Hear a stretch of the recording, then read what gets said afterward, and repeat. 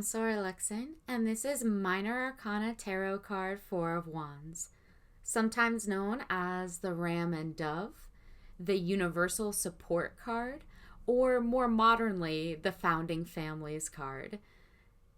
Chesed of Yod, the Four of Wands, is the card of Venus in Aries.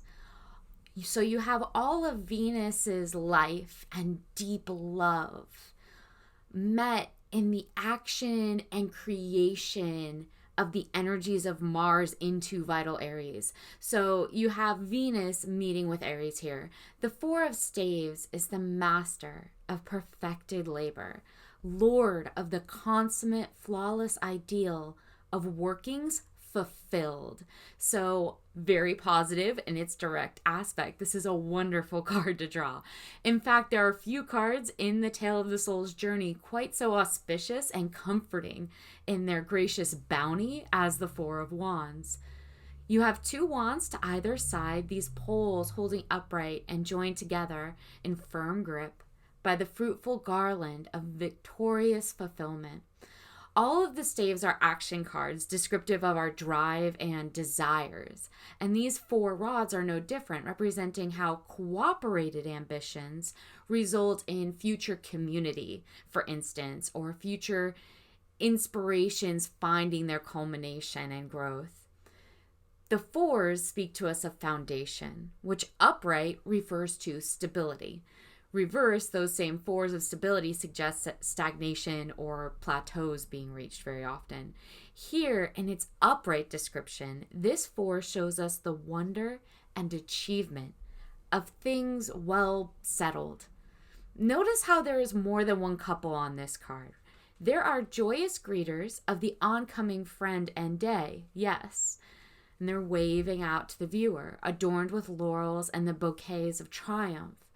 But there is also another couple, very subtle, in the corner, already closer to the town as they walk together, hands held, discreetly, indicative of the work, the labors undertaken to build the great foundation on which this thriving community rests, and also sometimes of unconventional love finding its fulfillment. There is some subtlety here, right? That's all about the subtlety, these much more subtle figures in the distance. So this card does speak to us of subtlety and also of the odd man out, that third man in the quarter. There's a hat-shielded individual who faces out towards the approaching viewer, incredibly discreetly, nearly entirely hidden, and yet obviously inquisitive about this approaching person.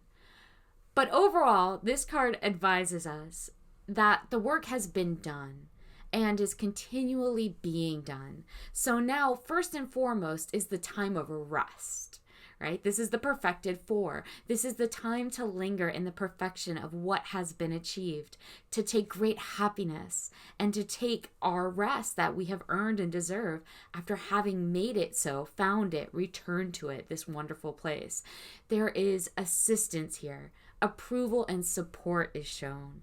There is such enthusiasm given and received. All has already been arranged and awaits the oncomer.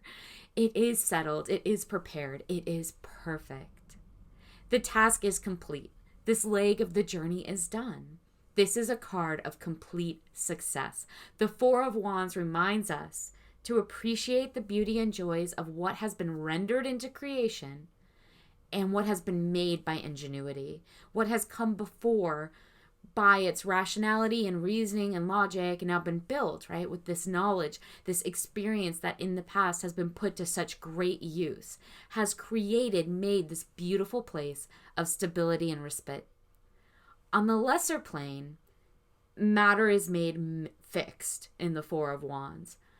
But the greater hint given here by Naniel and Nithal is the immaculate four in the world of pure spirit. And so the culminated perfection of the supernal process, the rest after the great task. Things here are wonderful. You can see that when you look at this card. You want to be here. This is satisfying. This is a fulfilled, healthy, and balanced life of joy being shown, of loving and contentment, and of being loved and contented, of good and healthy relationships. This is a card that says to us, celebrate, play, rest, and be merry. Here are those who have laid the groundwork to create the vision intended as well. So that's where you have that founding family card. Sometimes you'll hear it described that way. Because something here has been made that is so much greater than the sum of its parts by previous individuals coming together. This card describes that which is good and productive, a sphere of influence or networking coming together to focus energies on the desired result with great success. So what to do if you pull the Four of Wands upright? Well, look at it and enjoy it. There are wonderful possibilities here. So share your vision, exchange ideas.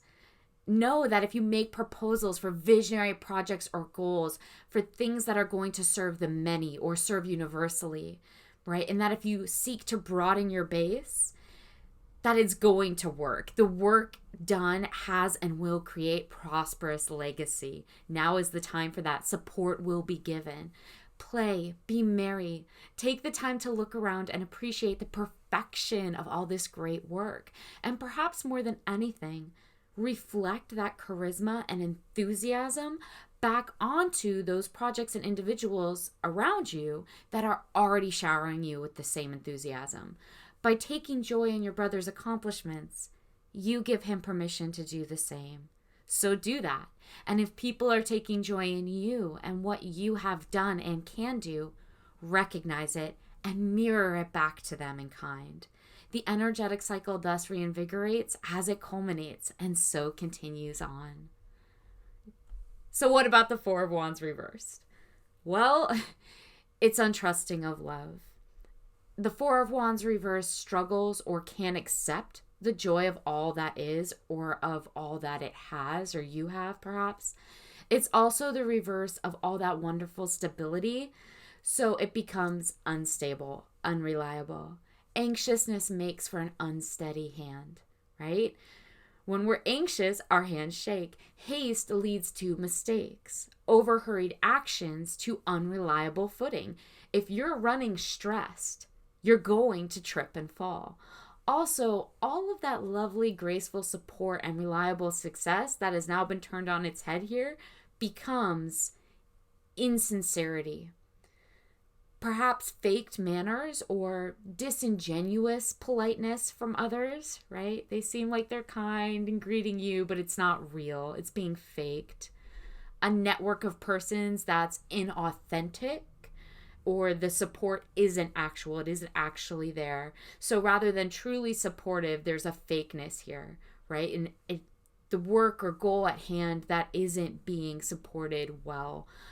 A horizon of plenty and bounty is not being seen or not being appreciated as it ought to be. Or possibly love isn't being expressed in a healthy way. It's probably still being expressed, but not in a good, full way, probably by negative energies being focused rather than positive ones.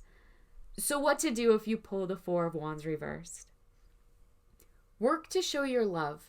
Work to show your vision and respect to others in a healthy, clear, and openly communicative way. You might not be the person at fault here, but by doing that, you at the very least can show the best way forward in your own actions. So seek to clear some of the murkiness, come into appreciation of the wonderful joys and fruitful perfection that can be there and can be recognized by you if you intentionally try to do so, no matter what's going on around you or whether you're the problem.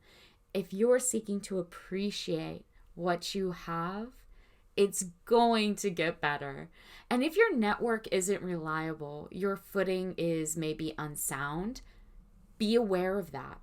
You don't have to argue with fake people, right? You don't have to bicker with the individuals who might be creating an unreliable dynamic, whether it's at work or on a project or idea that you have. Simply be mindful of them. Be mindful that that's the kind of energy they're bringing to the equation. And keep your own profound and joyful counsel. Do you and be grateful for that constant option, because doing that can only help to engender the stability intended and wanted. Until next time.